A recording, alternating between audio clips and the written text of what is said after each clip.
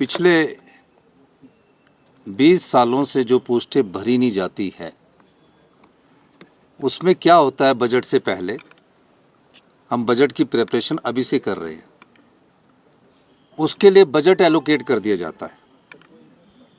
अब कहीं भी पोस्टें भरनी है, उसके लिए बजट में हर साल बजट एलोकेट कर दिया जाता है। तो पहले ही चिट्ठी में हमने इससे पहले उनसे जब मेरी मीटिंग हुई थी, मैंने पूछा था कि ये आपकी 20 सालों से जो पोस्टें वो भरी क्यों नहीं जा रही? कहते इन पोस्टों की हमें ज़रूरत नहीं है।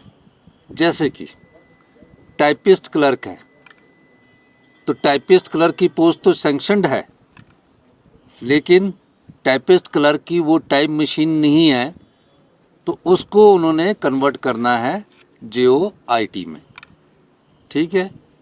दूसरा, जो स्टेंशल काटने वाले लोग थे, जेरोक्स वाले लोग थे, वो पोस्टें हैं। तीसरा, जो मल्टीपर्पज़ यूटिलिटी वर्कर है, कई PN की पोस्टें मल्टीपर्पज़ वर्कर में कन्वर्ट करना चाहते हैं, उन पोस्टों को कन्वर्ट करना है। चौथा, उर्दू के कई लोगों को भरना है, वो 20-25 सालों से है। कैसे भरोगे आप? एलिजिबिलिटी के नहीं है, तो उसकी जगह कौन भरना है? इस प्रकार से एक रूटीन चिट्ठी बजट से पहले सबको निकाली जाती है। 2012 में धूमल साहब ने निकाली थी। उसके बाद भारतीय जनता पार्टी की मीटिंग्स में भी ये ऑफिशियल ऑर्डर होते थे। लेकिन क्या हो रहा था?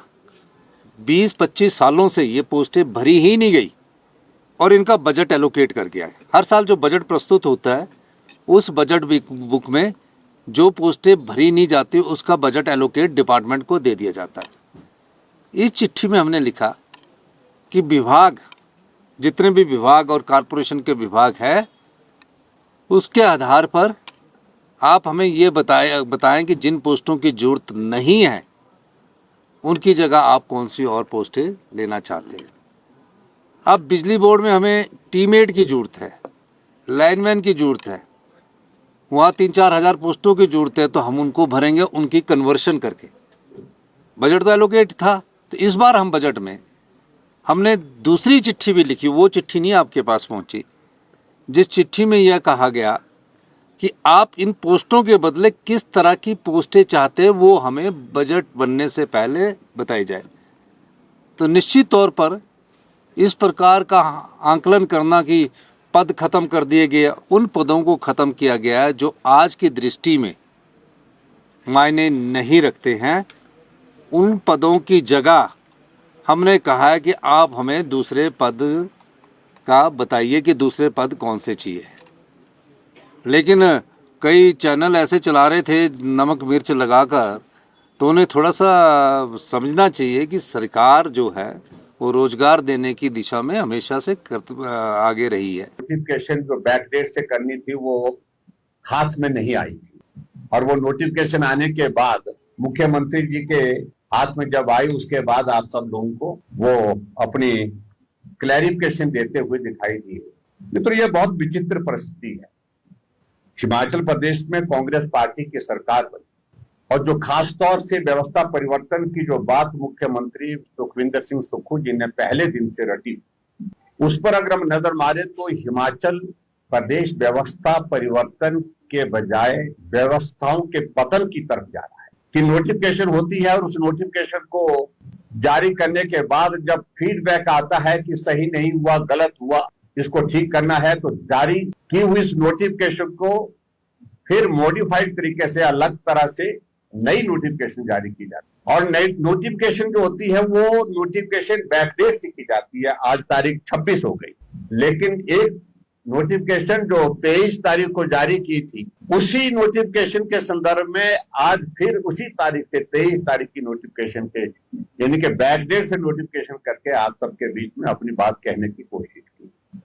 सरकार चलती है, कुछ फैसलों को लेकर के विचार करने की संभावनाएं बनती हैं, लेकिन हिमाचल प्रदेश में जो वर्तमान सरकार की स्थिति ये बन गई है कि पल पल पलटू की सरकार बन गई।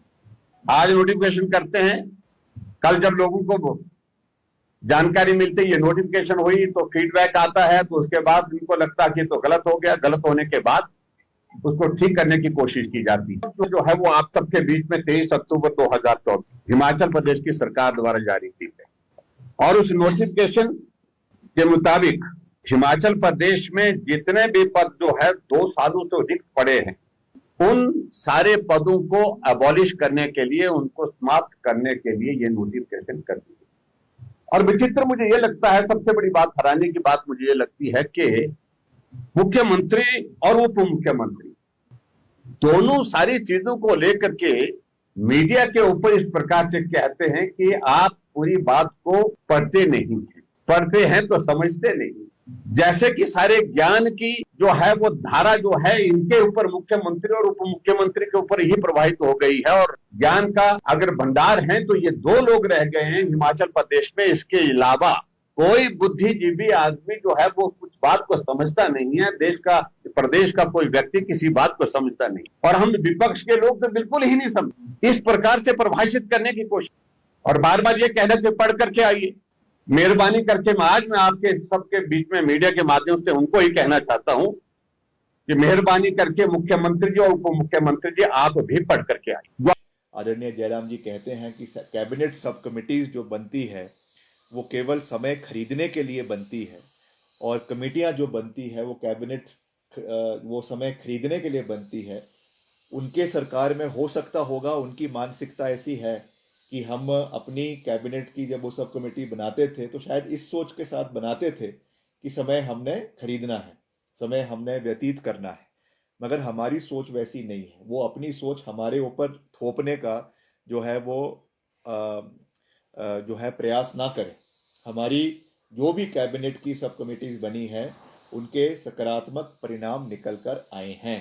अभी हाल ही में जो एक नया बवाल वो जो है प्रदेश के अंदर क्रिएट करने की कोशिश कर रहे हैं, जिसका कोई औचित्य नहीं है, जिसका कोई सिर पैर नहीं है, वो एक पुरानी नोटिफिकेशन जो 2012 की है उसको रीइटरेट किया गया है सरकार की ओर से, और ये कहा गया है फाइनेंस डिपार्टमेंट द्वारा कि मात्र जो ऐसी पोस्टें प्रदेश के अंदर है जो बहुत लंबे समय से नहीं भरी गई हैं, उनको जो है वो उनके नोमेनक्लेचर को बदलकर उन पोस्टों में तब्दील किया जाएगा जिनकी आवश्यकता सही रूप से अलग अलग विभागों के अधिकारियों को वहाँ पे देखी जाएगी। क्षमता अनुसार उनको जो है वो उसको बदलने का एक प्रयास किया जा रहा है, क्योंकि आप जानते हैं समय समय पर नए प्रोजेक्ट्स आते हैं, समय समय पर कोई जो है वो वर्ल्ड बैंक के प्रोजेक्ट्स आते हैं, एशियन डेवलपमेंट बैंक के प्रोजेक्ट्स आते हैं, या हॉर्टिकल्चर मिशन आते हैं।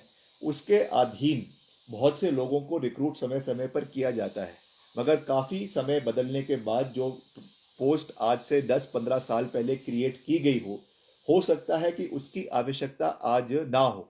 और जिस तरीके से आज जो है कंप्यूटराइजेशन का ज़माना है, इंफॉर्मेशन टेक्नोलॉजी का ज़माना है, तो समय के साथ तब्दील करते हुए कुछ पुरानी पोस्टें जिनका आज के ज़माने में कोई औचित्य नहीं है, उसमें फाइनेंस डिपार्टमेंट ने ये सिफारिश की थी कि उनका नोमेनक्लेचर बदलकर उसकी जगह जो असली में रिक्वायर्ड पोस्ट हैं डिपार्टमेंट्स के अंदर जिनकी आवश्यकता है उनको हमें क्रिएट करना चाहिए, और उनका जो एक बजटरी एलोकेशन उनके लिए किया जा रहा है उनको नई पोस्टों के लिए करना चाहिए।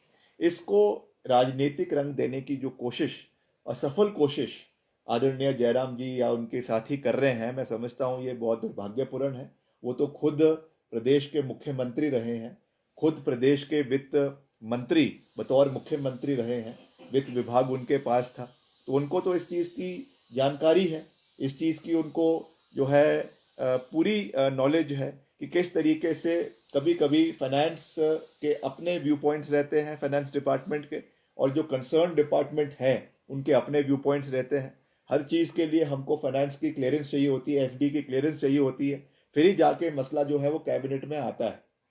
इसलिए फाइनेंस डिपार्टमेंट का ये कार्य है, फाइनेंस डिपार्टमेंट की ये जिम्मेवारी है, फाइनेंस डिपार्टमेंट की ये रिस्पॉन्सिबिलिटी है कि हम ज़्यादा से ज़्यादा बचत जो है वो सरकार की हर क्षेत्र के अंदर कर सकें। मगर इसका कहीं पर भी ये तात्पर्य नहीं है कि हमने प्रदेश के अंदर रोजगार के संसाधनों को कम करना है। मात्र ये कहा गया है कि जो भी ऐसी रिडंडेंट पोस्ट्स प्रदेश के अंदर है जिनको बहुत लंबे समय से नहीं भरा गया है, या जिनकी आवश्यकता आज के परिप्रेक्ष्य में नहीं है, उनकी जगह उनको तब्दील करके नई पोस्ट प्रदेश के अंदर क्रिएट की जाए, जिससे प्रदेश की जो एवोल्यूशन हो रहा है, जो टेक्नोलॉजिकल, जो साइंटिफिक एवोल्यूशन हो रहा है, उसके तहत इन नौकरियों को प्रदेश के अंदर जो है वो आने वाले समय में युवाओं को दिया जाए। तो इस पे मैं जो है वो स्थिति स्पष्ट करना चाहता था। हालांकि आज सुबह मुख्यमंत्री जी ने भी इस पे अपनी बात रखी है, मगर क्योंकि एक ऐसा विषय है जो युवाओं से जुड़ा हुआ है, प्रदेश के भविष्य से जुड़ा हुआ है, इसलिए इसके ऊपर स्पष्टता से बात करना और एक साफ पिक्चर जो है वो प्रदेश के लोगों के बीच रखना, ये हमारा दायित्व बनता है। और मैं फिर से ये विश्वास दिलाना चाहता हूं कि अगर कोई भी इसमें कोई शॉर्टकमिंग है, कोई भी अगर इसमें कोई ऐसी चीज है जिससे प्रदेश के लोगों के हित, कहीं ना कहीं युवाओं के हित जो है वो दब रहे हैं, तो मैं ये विश्वास दिलाना चाहता हूं कि इस विषय को हम पूरी गंभीरता के साथ अगली कैबिनेट मीटिंग में उठाएंगे और वहां पर जो भी इसके लिए इसमें मॉडिफिकेशंस, फर्दर मॉडिफिकेशंस करने की आवश्यकता होगी वो करे जाएगी। मगर अभी भी जैसा मैंने कहा है, स्थिति बिल्कुल साफ है, मगर फिर भी अगर लगता है कि कुछ ना कुछ इसमें और तब्दीली करने की आवश्यकता है, तो निश्चित तौर से युवाओं की आवाज़ को हम सरकार के समक्ष और कैबिनेट में हम उठाएंगे, ताकि युवाओं के हितों की रक्षा जैसे हमने हमेशा करी है, वैसे आने वाले समय में भी करने का संपूर्ण प्रयास हम करें। इस दिशा में हम आगे बढ़ेंगे।